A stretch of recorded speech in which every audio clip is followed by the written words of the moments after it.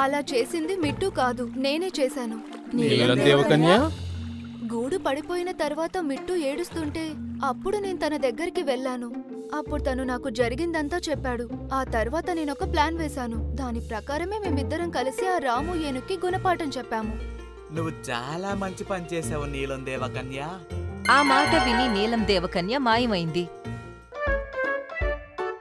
అప్పుడే రాము ఏనుగు అక్కడికొచ్చింది. మిట్టు, నేను టీనుకి గూడు కట్టేశాను. ఇంకా నీకు గూడు కట్టడానికి వెళ్తున్నాను. దాని తరువాత కూడా పక్షులన్నిటికీ గూడు కట్టించేంత వరకు నేను ప్రశాంతంగా ఉండలేను. అలాగే, త్వరగా వెళ్ళు, లేదంటే. లేదు లేదు, ఇప్పుడే వెళ్తాను. అలా అని రాము ఏనుగు అక్కడి నుండి పారిపోయింది. అది చూసి జంతువులన్నీ గట్టిగా నవ్వుతూ మిట్టూని పొగడ్డం మొదలుపెట్టాయి. రాము ఏనుగు పక్షులన్నింటికీ గూడు కట్టించింది. మిట్టు బతికే ఉంది అన్న విషయం తనకి ఎప్పటికీ తెలియలేదు.